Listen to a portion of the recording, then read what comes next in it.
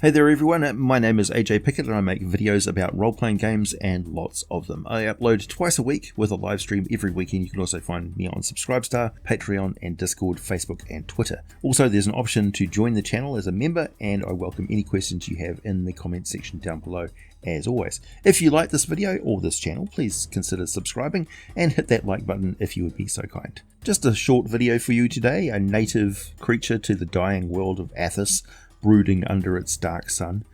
The Agony Beetle is one nasty little creature that is a textbook example next to the hunting cactus as to why rampant psychic powers among animals, plants and vermin is a really bad idea.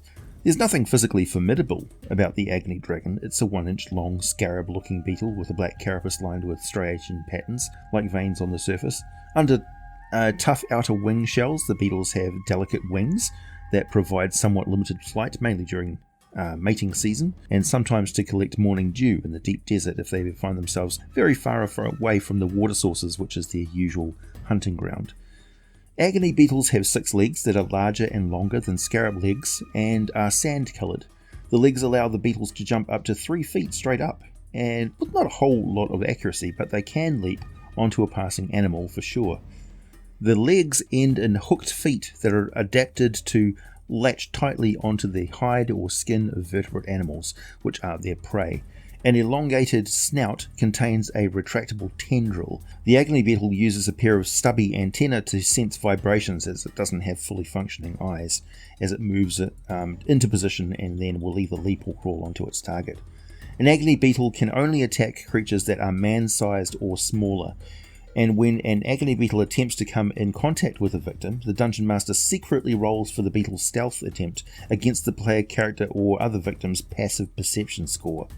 If the Beetle rolls poorly, the victim notices the distinct feeling of the Beetle crawling on their skin somewhere, but if the Beetle rolls well, the victim notices nothing until the moment the Beetle attacks. This can be quite a disorientating and shocking and terrifying moment. If the victim is asleep, magically held, or in the middle of intense combat or engaged in activity where they need to use their full concentration, such as spell casting, the beetle gets advantage on its stealth attempt. I should note that in the original Advanced Dungeons & Dragons 2nd edition rules, the beetle doesn't even need to make a roll in those situations. The victim has no chance of detecting the beetle until it attacks them. Not so in 5th edition. The Agony Beetle gets into position, undergarments or thick fur, and locates the spinal column. A special bile-covered tendril emerges from the beetle's snout, and the bile anesthetizes the skin area on contact, and the victim feels nothing as that razor-sharp tendril burrows into their body. The Agony Beetle shoves that tendril in until it penetrates the skin and flesh right down to the victim's spinal cord, where it then taps into the nervous system, and the beetle causes excruciating pain to erupt throughout the victim's entire body. The pain is so intense and sudden that the victim can do nothing else but writhe and scream in a prone position, engulfed in absolute agony. So intense the victim will cramp, pull and sprain muscles, and may actually cause bone fractures to their own body without noticing, because the agony is so intense.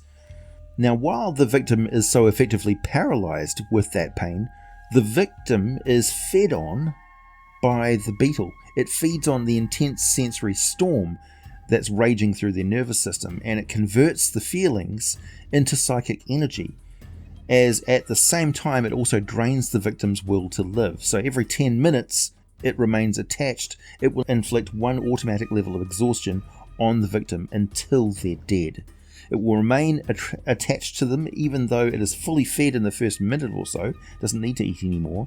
It just likes to, because it basks in the flow of pain totally sustained by the energy conversion process. The victims can't remove the Agony Beetle themselves. They're basically unable to use their body right. It's just in so much agony. They have to get help from an ally to remove the beetle, but thankfully they're just beetles, as I said. An ordinary scarab or stag beetle is actually physically tougher than an Agony Beetle every time, which can simply be crushed under a boot fairly easily. For the more unscrupulous characters, though, they are a rare and valuable commodity that can be sold for a lot of money to the right, very shady customers. Old stories claim that the Agony Beetles originally escaped from a Sorcerer King's torture chamber, but it's more likely that they were and are drawn to torture chambers for very obvious reasons.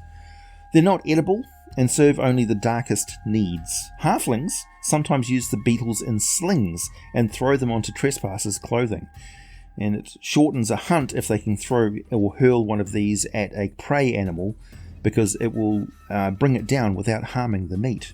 The special levels of exhaustion caused by the Agony Beetle are temporary. A simple restoration spell on the spot or a long rest will swiftly remove these conditions.